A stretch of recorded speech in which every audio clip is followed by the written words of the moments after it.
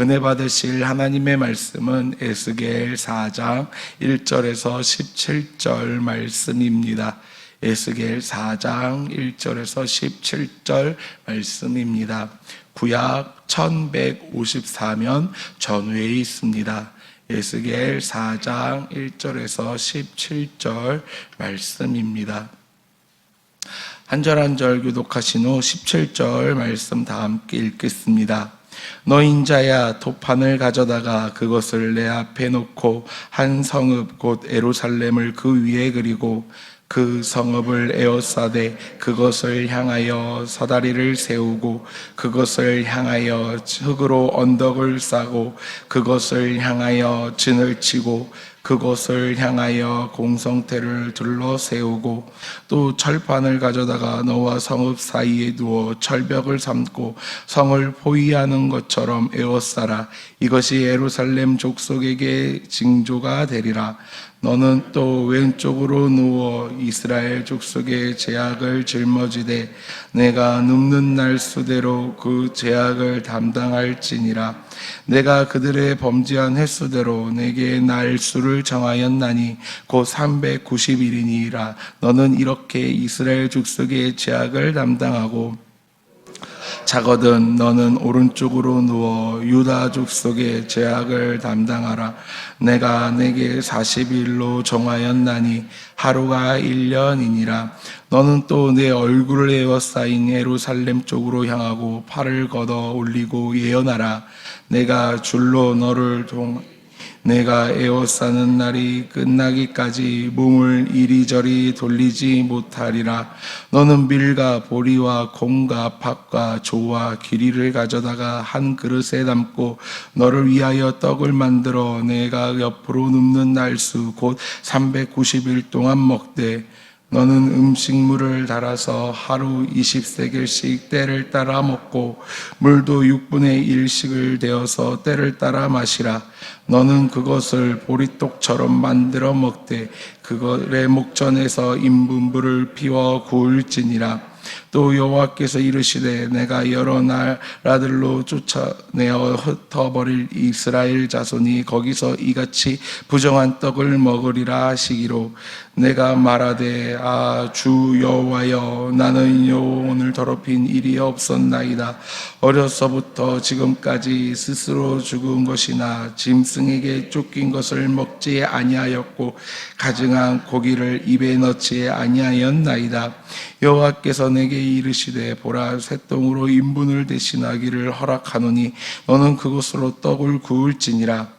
또 내게 이르시되 인자야 내가 예루살렘에서 일회하는 양식을 끊으리니 백성이 근심 중에 떡을 달아 먹고 두려워 떨며 물을 대어 마시다가 떡과 물이 부족하여 피차에 두려워하여 떨며 그 제약 중에서 쇠퇴하리라. 아멘.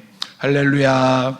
이 시간 행동으로 보여주시는 하나님의 말씀이라는 제목으로 함께 말씀을 보겠습니다. 사랑하는 성도 여러분, 오늘 본문에서의 에스겔은 입으로 하나님의 말씀을 대언하고 예언하는 것이 아니라 말보다 더 강력한 메시지, 바로 그의 행동과 삶 자체가 하나님의 메시지가 됩니다. 그는 진흙벽으로 예루살렘을 그리고 몸을 묶고 이상한 식사를 하며 누워 있으므로 하나님의 뜻을 드러냅니다. 상상해 보시기 바랍니다. 한 사람이 길거리에서 진흙으로 성읍을 그리고 그것을 공격하는 신용을 합니다. 심지어 390일 동안 한쪽으로만 누워있고 몸을 고정시키고 음식조차 정상적으로 먹지 않습니다. 이런 기이한 행위가 단순한 연극이나 그 사람이 정신적으로 문제가 있어서 그런 행동을 하는 것일까요?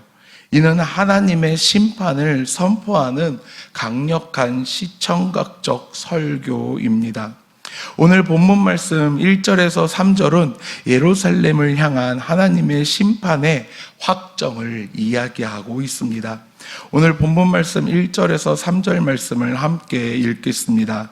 너 인자야, 토판을 가져다가 그것을 내 앞에 놓고 한 성읍 곧 예루살렘을 그 위에 그리고 그 성읍을 에워싸되 그것을 향하여 사다리를 세우고 그것을 향하여 흙으로 언덕을 싸고 그것을 향하여 진을 치고 그것을 향하여 공성태를 둘러 세우고 또 철판을 가져다가 너와 성을 사이에 두어 철벽을 삼고 성을 보위하는 것처럼 에워싸라.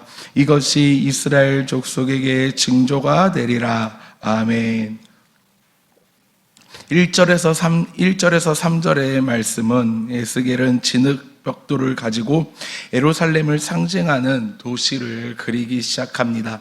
그 위에 포위망을 둘러싸으며 전쟁 상황을 연출합니다. 이는 예루살렘 멸망의 비극을 예고하는 모형적 예언입니다. 포위된 성은 하나님의 백성이 더 이상 도망칠 곳이 없이 하나님의 심판을 마주해야 함을 보여주고 있습니다.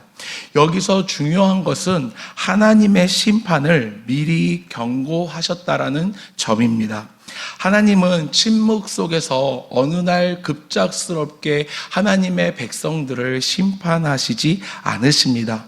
먼저 선지자를 통해 그리고 말씀을 통해 우리를 여러 번 일깨우십니다. 이것이 하나님의 은혜입니다.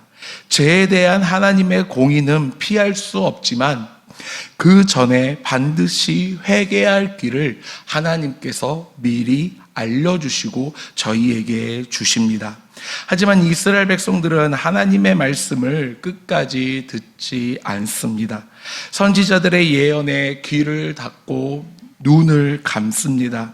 하나님께서는 여러 선지자들을 통해 예루살렘이 무너지고 이스라엘 백성들은 유대인들은 포로로 끌려갈 것을 말씀하시지만 이스라엘 백성 그 어느 누구도 하나님의 말씀에 귀를 기울이지 않고 그 예언을, 그 말씀을 믿으려고 하는 자들이 한 명도 없었습니다. 예루살렘은 하나님의 이름이 머무는 성이었고 그 안에는 성전이 있었고 그 안에서 하나님을 예배하는 자들이 예배를 하는 행위를 하는 자들이 있었지만 그것은 그저 겉모습으로만 남아 있었다라는 것입니다. 그 중심에 하나님이 떠난 지는 오래였고 우상이 죄악이 어느 순간 예루살렘의 이스라엘 백성들의 중심에 자리 잡게 됩니다. 사랑하는 성도 여러분, 우리의 신앙도 마찬가지입니다. 겉으로는 예배하고 기도하고 봉사하고 교회에서 지내는 것 같지만 내면에 하나님의 말씀이 멀어져 있다면 우리는 이미 영적 예루살렘이 포위당하고 있는 것일지도 모릅니다. 우리는 날마다 하나님의 말씀을 통해 우리의 내면을 점검해야 합니다. 우리의 모습으로만 예배의 자리에 나오고 하나님께 예배하는 것이 아니라 우리의 내면 역시 마음과 뜻과 정성을 다해서 하나님을 예배하고 하나님을 찾아야 합니다. 계속해서 본문 4절에서 8절은 하나님의 오래 참으심과 철저한 심판을 이야기하고 있습니다. 본문 말씀 4절에서 8절 말씀을 다 함께 읽겠습니다. 너는 또 왼쪽으로 누워 이스라엘 족속의 죄악을 짊어지되 내가 눕는 날수대로 그 죄악을 담당할지니라. 내가 그들의 범죄한 횟수대로 내게 날수를 쓰니 곧 390일이니라. 너는 이렇게 이스라엘 족속의 죄악을 담당하고 그 수가 차거든 너는 오른쪽으로 누워 유다 족속의 죄악을 담당하라. 내가 내게 40일로 정하였나니 하루가 1년이라. 아멘. 4절에서 8절 말씀은 에스겔은 먼저 왼쪽으로 395일, 그 다음으로 오른쪽으로 440일을 누워 있으라는 명령을 받습니다. 이 숫자는 이스라엘과 유다의 죄악의 횟수를 상징합니다. 에스겔은 마치 그들이 죄를 몸으로 짊어지고 누운 듯한 자세를 취합니다.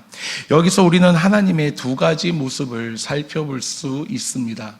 첫 번째 모습은 하나님의 오래 참으심입니다.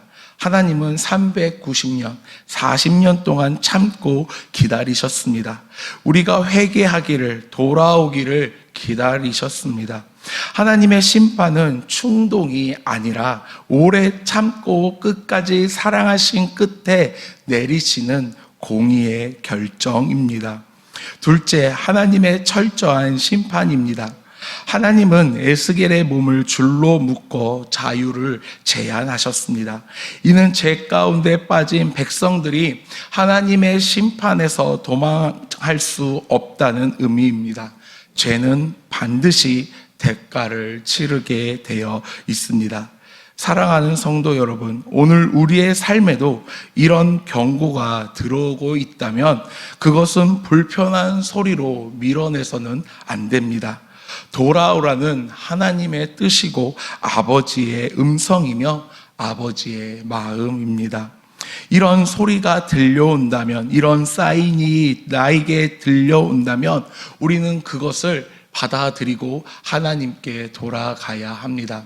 이스라엘 백성들은 그 오랜 기간 동안 하나님의 음성을 제대로 듣지 못하고 선지자들의 말에 귀를 기울이지 않았기 때문에, 그 말씀을 믿지 않았기 때문에 하나님께서는 그들을 심판하시기로 결정하셨습니다. 하나님께서도 우리가 죄를 지었다면 우리에게 말씀해 주십니다. 돌아올 기회를 주십니다. 사랑하는 성도 여러분, 하나님의 그 음성에 귀를 기울이시고 하나님께 돌아가시는 하나님의 거룩한 자녀들이 되시길 축복합니다. 에스겔을 통한 하나님의 심판은 계속됩니다. 본문 말씀 9절에서 17절은 하나님의 은혜 없이 살아가는 삶의 참혹함을 이야기합니다. 길지만 오늘 본문 말씀 9절에서 17절을 다 함께 읽겠습니다. 너는 밀과 보리와 콩과 팥과 조와 기리를 가져다가 한 그릇에 담고 너를 위하여 떡을 만들어 내가 옆으로 눕는 날수 곧 390일 동안 먹되 너는 음식물을 달아서 하루 20세겔씩 때를 따라 먹고 물도 6분의 1 한씩 떼어서 때를 따라 마시라. 너는 그것을 보리떡처럼 만들어 먹되 그들의 목전에서 인분불을 피워 구울지니라. 또 여호와께서 이르시되 내가 여러 나라들로 쫓아내어 흩어버릴 이스라엘 자손이 거기서 이같이 부정한 떡을 먹으리라 하시기로 내가 말하되 주 여호와여 나는 영혼을 더럽힌 일이 없었나이다. 어려서부터 지금까지 스스로 죽은 것이나 짐승에게 쫓긴 것을 먹지 아니하였고 가증한 고기를 입에 넣지 아니하였나이다. 여호와께서 내게 이르시되 보라 새똥으로 인분을 대신하기를 허락하노니 너는 그것으로 떡을 구울지니라. 또 내게 이르시되 인자야 내가 예루살렘에서 의뢰하는 양식을 끊으리니 백성이 근심 중에 떡을 달아 먹고 두려워 떨며 물을 마시다가 떡과 물이 부족하여 피차에 두려워하여 떨며 그 죄악 중에서 쇠폐하리라. 아멘. 9절에서 17절은 가장 충격적인 명령이 나오는 부분입니다. 에스겔은 보리, 밀, 콩, 귀리 등 여러 곡식을 섞어 만든 떡을 먹습니다. 이는 전쟁 포위 중에 남은 모든 것을 긁어 모아 만든 비참한 생존 식량을 상징합니다. 게다가 하나님은 인분으로 떡을 구우라고 하십니다. 이것은 상상조차 하기 힘든 수치와 고통의 상징입니다. 백성들은 전쟁 중에 더러운 음식을 먹을 수밖에 없는 지경에 이르게 되며 그들이 포로로 잡혀가 그들이 부정하다고 이야기했던 이방인들이 먹는 음식을 먹고 그들 역시 부정해진다라는 예언입니다. 인분으로 구운 떡을 먹으라는 하나님의 명령에 에스겔은 하나님께 항변합니다. 한 번도 부정한 것을 먹어본 적 없는 에스겔에게 하나님의 명령은 날벼락 같은 큰 부담이었습니다. 인분으로 구운 떡은 당연히 부정하게 간주하는 이스라엘 백성들의 문화 때문입니다. 그렇기 때문에 하나님께서는 에스겔에게 새똥으로 인분을 대신해서 구우라고 말씀하십니다. 이때 당시 새똥은 빈민층에 살고 있는 자들이 땔감으로 이용했는데 새똥은 종교적으로 부정하다고 여기지는 않았습니다. 하나님은 여기서 죄의 결과가 얼마나 처절하고 고통스러운지를 시각적으로 보여주고 계십니다. 사람은 하나님 없이 살아갈 수 없습니다. 말씀이 사라지고 은혜가 끊어지고 하나님의 임재가 떠난 예루살렘은 결국 이런 참혹한 현장 속에 빠지게 되고 놓이게 됩니다. 하지만 우리는 이 절망의 장면 속에서도 하나님의 자비의 흔적을 발견할 수 있습니다. 에스겔이 간구하자 하나님은 인분 대신 짐승의 분유를 허락하십니다. 소의 똥을 허락하십니다. 이는 하나님이 여전히 선지자의 기도를 들으시고 절망 중에서도 완전한 파괴가 아닌 자비의 흔적을 남기신다는 증거입니다. 우리는 때로는 하나님께서 너무 무섭다고 느낄 수 있습니다. 그러나 심판 중에도 하나님은 기도하는 자의 음성을 들으시고 기도하는 자들에게 자비를 내려주십니다. 하나님께서는 공의의 하나님이시지만 사랑의 하나님이십니다. 그렇기 때문에 언제든지 죄를 지은 하나님의 백성들이 돌아올 수 있는 길을 열어놓고 계십니다. 에스겔은 온몸으로 예루살렘의 고통을 표현함으로써 하나님의 뜻을 전합니다. 하나님께서는 예루살렘을, 이스라엘을, 유다를 어느 날 급작스럽게 심판한 것이 아닙니다. 말씀으로 선지자를 통해 말씀하셨습니다. 죄에서 돌아오라고. 하나님은 공의의 하나님이시며 사랑의 하나님이십니다.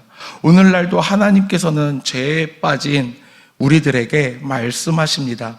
죄에서 돌아오라고. 우리는 하나님의 말씀을 하실 때 하나님께 돌아가야 합니다. 하나님은 오늘날 죄에 빠져 있는 성도들에게, 하나님을 떠나 살고 있는 자녀들에게, 말씀을 외면하고 있는 백성들에게, 하나님의 뜻을 구하지 않고 있는 우리들에게 말씀하십니다. 사랑하는 성도 여러분, 우리는 하나님의 말씀에 반응해야 합니다. 이스라엘 백성들이 에스겔의 모습을 보고도 아무것도 느끼지 못했기에, 그 행동을 보고도 반응하지 못했기에 하나님의 심판을 받았습니다. 우리가 언제든지 하나님과 멀어진다면 하나님께서는 우리에게 찾아오시어 말씀하십니다. 말씀으로 말씀하시고, 교회 공동체를 통해 말씀하시고, 사역자들을 통해 말씀하십니다. 하나님께서 말씀하실 때 우리는 하나님께 돌아가야 합니다. 하나님께 올바른 반응을 보여야 합니다. 사랑하는 성도 여러분, 하나님께서 말씀하실 때, 우리의 죄에 대해 알려주실 때 바른 반응을 통해 하나님께 돌아가고 하나님의 말씀을 통해 늘 하나님의 뜻을 구하시는 사랑하는 인천중앙교회 성도 여러분들이 되시길 축복합니다.